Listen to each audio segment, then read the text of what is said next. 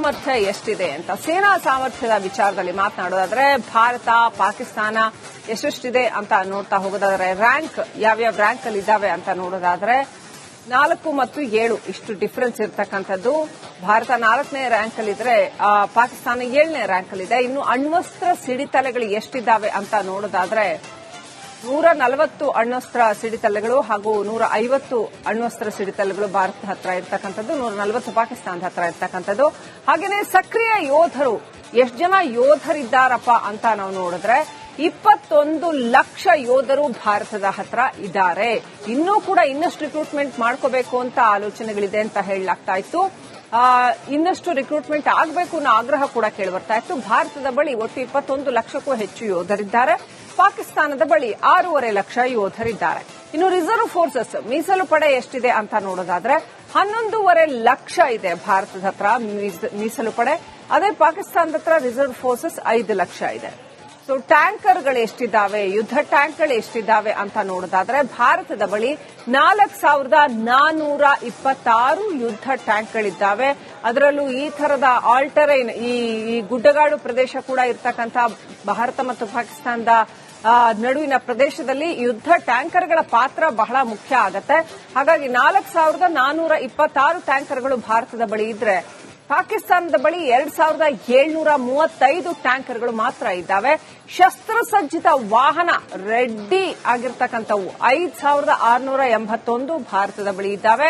3,066 ವಾಹನಗಳು ಪಾಕಿಸ್ತಾನದ ಬಳಿ ಇದ್ದಾವೆ. ತನ್ನ ಅಷ್ಟೂ ಸತ್ವಶಕ್ತಿಯನ್ನು ಸುರಿದು ತನ್ನ ಅಷ್ಟೂ ಹಣವನ್ನು ಸುರಿದು ತನ್ನ ಸೇನೆಯನ್ನ ಭದ್ರವಾಗಿ ಇಟ್ಕೊಳ್ಳೋದಕ್ಕೆ ಪಾಕಿಸ್ತಾನ ಪ್ರಯತ್ನ ಪಡ್ತಾ ಇದ್ರು ಕೂಡ ಭಾರತದ ಅರ್ಧ ಭಾಗ ಕೂಡ ಆಗೋದಿಲ್ಲ ಅದು ಅನ್ನುವಂಥದ್ದು. ಇನ್ನು ಫಿರಂಗಿಗಳು ಎಷ್ಟಿದ್ದಾವೆ ಅಂತ ನೋಡೋದಾದ್ರೆ 5,067 ಫಿರಂಗಿಗಳಿದ್ದಾವೆ ಭಾರತದ ಬಳಿ. 3,745 ಫಿರಂಗಿಗಳು ಪಾಕಿಸ್ತಾನದ ಬಳಿ ಇರತಕ್ಕಂಥದ್ದು. ಯುದ್ಧ ವಿಮಾನಗಳ ವಿಚಾರದಲ್ಲಿ ಭಾರತ ಬಹಳ ಬಲಿಷ್ಠವಾಗಿದೆ. ಭಾರತದ ಹತ್ರ ಇರುವಂತಹ ಯುದ್ಧ ವಿಮಾನಗಳು 2,216. ಅದೇ ಪಾಕಿಸ್ತಾನದ ಹತ್ರ ಇರುವಂತಹ ಯುದ್ಧ ವಿಮಾನಗಳು 1,143. ಇನ್ನು ಯುದ್ಧ ವಿಮಾನಗಳ ಇನ್ನಷ್ಟು ಸಂಖ್ಯೆಯನ್ನು ನೋಡ್ತಾ ಹೋಗೋದಾದ್ರೆ 323 ಯುದ್ಧ ವಿಮಾನಗಳು ಒಟ್ಟು ವಿಮಾನ ನಾನು ಈಗಾಗಲೇ ಹೇಳಿದ್ದು. ಇನ್ನು ಯುದ್ಧ ವಿಮಾನದ ವಿಚಾರದಲ್ಲಿ ನೋಡೋದಾದ್ರೆ 323 ಯುದ್ಧ ವಿಮಾನಗಳು ಭಾರತದ ಬಳಿ ಇದ್ರೆ 186 ಯುದ್ಧ ವಿಮಾನಗಳು ಪಾಕಿಸ್ತಾನದ ಬಳಿ ಇದೆ. ಇನ್ನು ದಾಳಿ ಮಾಡಬಹುದಾದ ಹೆಲಿಕಾಪ್ಟರ್ಗಳು 220 ಹೆಲಿಕಾಪ್ಟರ್ಗಳು ಭಾರತದ ಬಳಿ ಇದೆ. 90 ಹೆಲಿಕಾಪ್ಟರ್ಗಳು ಪಾಕಿಸ್ತಾನದ ಬಳಿ ಇರತಕ್ಕಂಥದ್ದು. ಹಾಗೆಯೇ ಸಬ್ಮರೀನ್ಗಳು ಎಷ್ಟಿದ್ದಾವೆ ಅಂತ ನೋಡೋದಾದ್ರೆ ನೌಕಾಸೇನೆಯ ಬಳಿ 15 ಸಬ್ಮರೀನ್ಗಳು ಭಾರತದ ಬಳಿ ಇದೆ. 5 ಸಬ್ಮರೀನ್ಗಳು ಪಾಕಿಸ್ತಾನದ ಬಳಿ ಇರತಕ್ಕಂಥದ್ದು. ವಿಮಾನ ವಾಹಕಗಳು ಎಷ್ಟಿದ್ದಾವೆ ಅಂತ ಯುದ್ಧ ವಿಮಾನವನ್ನೇ ಕೊಂಡೊಯ್ಯಬಹುದಾದಂತಹ ಮಷಿನರಿ ಎಷ್ಟಿದೆಯಪ್ಪ ಅಂತ ನೋಡಿದ್ರೆ ಭಾರತದ ಬಳಿ ಅಂಥದ್ದು 2 ಇದೆ. ಪಾಕಿಸ್ತಾನದ ಬಳಿ ಅಂಥದ್ದು ಯಾವುದೂ ಇಲ್ಲ. ಇದಿಷ್ಟು ಸೇನಾ ಶಕ್ತಿಯ ಚಿತ್ರಣ. ಒಟ್ಟು ಭಾರತ ಹಾಗೂ ಪಾಕಿಸ್ತಾನದ ಸೇನಾ ಶಕ್ತಿಯ ಚಿತ್ರಣವನ್ನ ಸಾಮರ್ಥ್ಯ ಎಷ್ಟಿದೆ ಅಂತ ಸೇನಾ ಸಾಮರ್ಥ್ಯದ ವಿಚಾರದಲ್ಲಿ ಮಾತನಾಡೋದಾದ್ರೆ ಭಾರತ ಪಾಕಿಸ್ತಾನ ಎಷ್ಟೆಷ್ಟಿದೆ ಅಂತ ನೋಡ್ತಾ ಹೋಗೋದಾದ್ರೆ ರ್ಯಾಂಕ್ ಯಾವ್ಯಾವ ರ್ಯಾಂಕ್ ಅಲ್ಲಿ ಇದಾವೆ ಅಂತ ನೋಡೋದಾದ್ರೆ 4 ಮತ್ತು 7 ಇಷ್ಟು ಡಿಫರೆನ್ಸ್ ಇರತಕ್ಕಂಥದ್ದು. ಭಾರತ 4ನೇ ರ್ಯಾಂಕ್ ಅಲ್ಲಿದ್ರೆ ಪಾಕಿಸ್ತಾನ 7ನೇ ರ್ಯಾಂಕ್ ಅಲ್ಲಿದೆ. ಇನ್ನು ಅಣ್ವಸ್ತ್ರ ಸಿಡಿತಲೆಗಳು ಎಷ್ಟಿದ್ದಾವೆ ಅಂತ ನೋಡೋದಾದ್ರೆ 140 ಅಣ್ವಸ್ತ್ರ ಸಿಡಿತಲೆಗಳು ಹಾಗೂ 150 ಅಣ್ವಸ್ತ್ರ ಸಿಡಿತಲೆಗಳು ಭಾರತದ ಹತ್ರ ಇರ್ತಕ್ಕಂಥದ್ದು, 140 ಪಾಕಿಸ್ತಾನದ ಹತ್ರ ಇರ್ತಕ್ಕಂಥದ್ದು. ಹಾಗೇನೆ ಸಕ್ರಿಯ ಯೋಧರು ಎಷ್ಟು ಜನ ಯೋಧರಿದ್ದಾರಪ್ಪ ಅಂತ ನಾವು ನೋಡಿದ್ರೆ 21 ಲಕ್ಷ ಯೋಧರು ಭಾರತದ ಹತ್ರ ಇದ್ದಾರೆ. ಇನ್ನೂ ಕೂಡ ಇನ್ನಷ್ಟು ರಿಕ್ರೂಟ್ಮೆಂಟ್ ಮಾಡ್ಕೋಬೇಕು ಅಂತ ಆಲೋಚನೆಗಳಿದೆ ಅಂತ ಹೇಳಲಾಗ್ತಾ ಇತ್ತು. ಇನ್ನಷ್ಟು ರಿಕ್ರೂಟ್ಮೆಂಟ್ ಆಗಬೇಕು ಅನ್ನೋ ಆಗ್ರಹ ಕೂಡ ಕೇಳಿಬರ್ತಾ ಇತ್ತು. ಭಾರತದ ಬಳಿ ಒಟ್ಟು 21 ಲಕ್ಷಕ್ಕೂ ಹೆಚ್ಚು ಯೋಧರಿದ್ದಾರೆ. ಪಾಕಿಸ್ತಾನದ ಬಳಿ 6.5 ಲಕ್ಷ ಯೋಧರಿದ್ದಾರೆ. ಇನ್ನು ರಿಸರ್ವ್ ಫೋರ್ಸಸ್ ಮೀಸಲು ಪಡೆ ಎಷ್ಟಿದೆ ಅಂತ ನೋಡೋದಾದ್ರೆ 11.5 ಲಕ್ಷ ಇದೆ ಭಾರತದ ಹತ್ರ ಮೀಸಲು ಪಡೆ. ಅದೇ ಪಾಕಿಸ್ತಾನದ ಹತ್ರ ರಿಸರ್ವ್ ಫೋರ್ಸಸ್ 5 ಲಕ್ಷ ಇದೆ.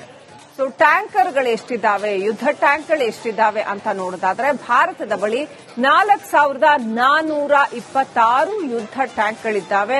ಅದರಲ್ಲೂ ಈ ತರದ ಆಲ್ಟರೈನ್ ಈ ಗುಡ್ಡಗಾಡು ಪ್ರದೇಶ ಕೂಡ ಇರ್ತಕ್ಕಂಥ ಭಾರತ ಮತ್ತು ಪಾಕಿಸ್ತಾನದ ನಡುವಿನ ಪ್ರದೇಶದಲ್ಲಿ ಯುದ್ಧ ಟ್ಯಾಂಕರ್ಗಳ ಪಾತ್ರ ಬಹಳ ಮುಖ್ಯ ಆಗತ್ತೆ.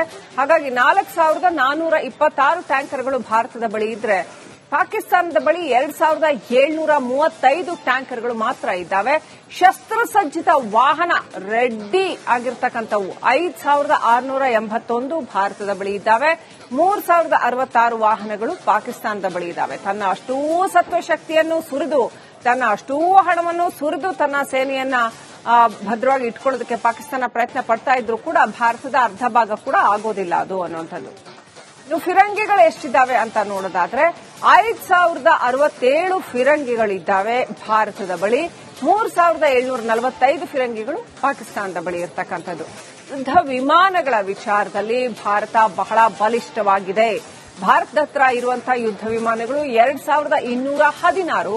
ಅದೇ ಪಾಕಿಸ್ತಾನದ ಹತ್ರ ಇರುವಂತಹ ಯುದ್ಧ ವಿಮಾನಗಳು 1143. ಇನ್ನು ಯುದ್ಧ ವಿಮಾನಗಳ ಇನ್ನಷ್ಟು ಸಂಖ್ಯೆಯನ್ನ ನೋಡ್ತಾ ಹೋಗೋದಾದ್ರೆ 323 ಯುದ್ಧ ವಿಮಾನಗಳು. ಒಟ್ಟು ವಿಮಾನ ನಾನು ಈಗಾಗಲೇ ಹೇಳಿದ್ದು. ಇನ್ನು ಯುದ್ಧ ವಿಮಾನದ ವಿಚಾರದಲ್ಲಿ ನೋಡೋದಾದ್ರೆ 323 ಯುದ್ಧ ವಿಮಾನಗಳು ಭಾರತದ ಬಳಿ ಇದ್ರೆ 186 ಯುದ್ಧ ವಿಮಾನಗಳು ಪಾಕಿಸ್ತಾನದ ಬಳಿ ಇದೆ. ಇನ್ನು ದಾಳಿ ಮಾಡಬಹುದಾದ ಹೆಲಿಕಾಪ್ಟರ್ಗಳು 220 ಹೆಲಿಕಾಪ್ಟರ್ಗಳು ಭಾರತದ ಬಳಿ ಇದೆ. 90 ಹೆಲಿಕಾಪ್ಟರ್ಗಳು ಪಾಕಿಸ್ತಾನದ ಬಳಿ ಇರತಕ್ಕಂಥದ್ದು. ಹಾಗೆಯೇ ಸಬ್ಮರೀನ್ಗಳು ಎಷ್ಟಿದ್ದಾವೆ ಅಂತ ನೋಡೋದಾದ್ರೆ ನೌಕಾಸೇನೆಯ ಬಳಿ 15 ಸಬ್ಮರೀನ್ಗಳು ಭಾರತದ ಬಳಿ ಇದೆ. 5 ಸಬ್ಮರೀನ್ಗಳು ಪಾಕಿಸ್ತಾನದ ಬಳಿ ಇರತಕ್ಕಂಥದ್ದು. ವಿಮಾನ ವಾಹಕಗಳು ಎಷ್ಟಿದ್ದಾವೆ ಅಂತ ಯುದ್ಧ ವಿಮಾನವನ್ನೇ ಕೊಂಡೊಯ್ಯಬಹುದಾದಂತಹ ಮಷಿನರಿ ಎಷ್ಟಿದೆಯಪ್ಪ ಅಂತ ನೋಡಿದ್ರೆ ಭಾರತದ ಬಳಿ ಅಂಥದ್ದು 2 ಇದೆ. ಪಾಕಿಸ್ತಾನದ ಬಳಿ ಅಂಥದ್ದು ಯಾವುದೂ ಇಲ್ಲ. ಇದಿಷ್ಟು ಸೇನಾ ಶಕ್ತಿಯ ಚಿತ್ರಣ. ಒಟ್ಟು ಭಾರತ ಹಾಗೂ ಪಾಕಿಸ್ತಾನದ ಸೇನಾ ಶಕ್ತಿಯ ಚಿತ್ರಣವನ್ನ ಸಾಮರ್ಥ್ಯ ಎಷ್ಟಿದೆ ಅಂತ. ಸೇನಾ ಸಾಮರ್ಥ್ಯದ ವಿಚಾರದಲ್ಲಿ ಮಾತನಾಡೋದಾದ್ರೆ ಭಾರತ ಪಾಕಿಸ್ತಾನ ಎಷ್ಟೆಷ್ಟಿದೆ ಅಂತ ನೋಡ್ತಾ ಹೋಗೋದಾದ್ರೆ ರ್ಯಾಂಕ್ ಯಾವ್ಯಾವ ರ್ಯಾಂಕ್ ಅಲ್ಲಿ ಇದ್ದಾವೆ ಅಂತ ನೋಡೋದಾದ್ರೆ 4 ಮತ್ತು 7 ಇಷ್ಟು ಡಿಫರೆನ್ಸ್ ಇರತಕ್ಕಂಥದ್ದು. ಭಾರತ 4ನೇ ರ್ಯಾಂಕ್ ಅಲ್ಲಿದ್ರೆ ಪಾಕಿಸ್ತಾನ 7ನೇ ರ್ಯಾಂಕ್ ಅಲ್ಲಿದೆ. ಇನ್ನು ಅಣ್ವಸ್ತ್ರ ಸಿಡಿತಲೆಗಳು ಎಷ್ಟಿದ್ದಾವೆ ಅಂತ ನೋಡೋದಾದ್ರೆ 140 ಅಣ್ವಸ್ತ್ರ ಸಿಡಿತಲೆಗಳು ಹಾಗೂ 150 ಅಣ್ವಸ್ತ್ರ ಸಿಡಿತಲೆಗಳು ಭಾರತದ ಹತ್ರ ಇರತಕ್ಕಂಥದ್ದು. 140 ಪಾಕಿಸ್ತಾನದ ಹತ್ರ ಇರತಕ್ಕಂಥದ್ದು. ಹಾಗೆಯೇ ಸಕ್ರಿಯ ಯೋಧರು ಎಷ್ಟು ಜನ ಯೋಧರಿದ್ದಾರಪ್ಪ ಅಂತ ನಾವು ನೋಡಿದ್ರೆ 21 ಲಕ್ಷ ಯೋಧರು ಭಾರತದ ಹತ್ರ ಇದ್ದಾರೆ.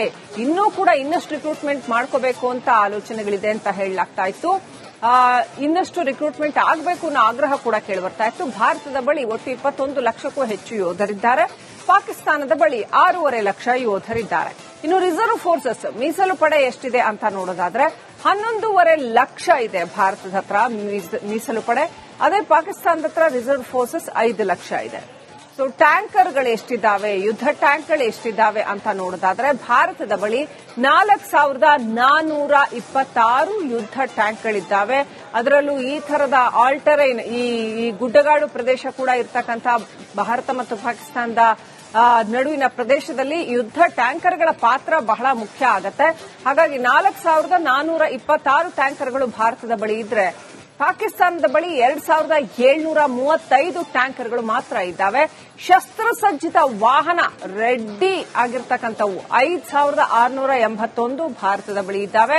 3066 ವಾಹನಗಳು ಪಾಕಿಸ್ತಾನದ ಬಳಿ ಇದ್ದಾವೆ. ತನ್ನ ಅಷ್ಟೂ ಸತ್ವಶಕ್ತಿಯನ್ನು ಸುರಿದು, ತನ್ನ ಅಷ್ಟೂ ಹಣವನ್ನು ಸುರಿದು ತನ್ನ ಸೇನೆಯನ್ನ ಭದ್ರವಾಗಿ ಇಟ್ಕೊಳ್ಳೋದಕ್ಕೆ ಪಾಕಿಸ್ತಾನ ಪ್ರಯತ್ನ ಪಡ್ತಾ ಇದ್ರು ಕೂಡ ಭಾರತದ ಅರ್ಧ ಭಾಗ ಕೂಡ ಆಗೋದಿಲ್ಲ ಅದು ಅನ್ನುವಂಥದ್ದು. ಇನ್ನು ಫಿರಂಗಿಗಳು ಎಷ್ಟಿದ್ದಾವೆ ಅಂತ ನೋಡೋದಾದ್ರೆ 5067 ಫಿರಂಗಿಗಳಿದ್ದಾವೆ ಭಾರತದ ಬಳಿ. 3745 ಫಿರಂಗಿಗಳು ಪಾಕಿಸ್ತಾನದ ಬಳಿ ಇರತಕ್ಕಂಥದ್ದು. ಯುದ್ಧ ವಿಮಾನಗಳ ವಿಚಾರದಲ್ಲಿ ಭಾರತ ಬಹಳ ಬಲಿಷ್ಠವಾಗಿದೆ. ಭಾರತದ ಹತ್ರ ಇರುವಂತಹ ಯುದ್ಧ ವಿಮಾನಗಳು 2216. ಅದೇ ಪಾಕಿಸ್ತಾನದ ಹತ್ರ ಇರುವಂತಹ ಯುದ್ಧ ವಿಮಾನಗಳು 1143. ಇನ್ನು ಯುದ್ಧ ವಿಮಾನಗಳ ಇನ್ನಷ್ಟು ಸಂಖ್ಯೆಯನ್ನ ನೋಡ್ತಾ ಹೋಗೋದಾದ್ರೆ 323 ಯುದ್ಧ ವಿಮಾನಗಳು. ಒಟ್ಟು ವಿಮಾನ ನಾನು ಈಗಾಗಲೇ ಹೇಳಿದ್ದು. ಇನ್ನು ಯುದ್ಧ ವಿಮಾನದ ವಿಚಾರದಲ್ಲಿ ನೋಡೋದಾದ್ರೆ 323 ಯುದ್ಧ ವಿಮಾನಗಳು ಭಾರತದ ಬಳಿ ಇದ್ರೆ 186 ಯುದ್ಧ ವಿಮಾನಗಳು ಪಾಕಿಸ್ತಾನದ ಬಳಿ ಇದೆ.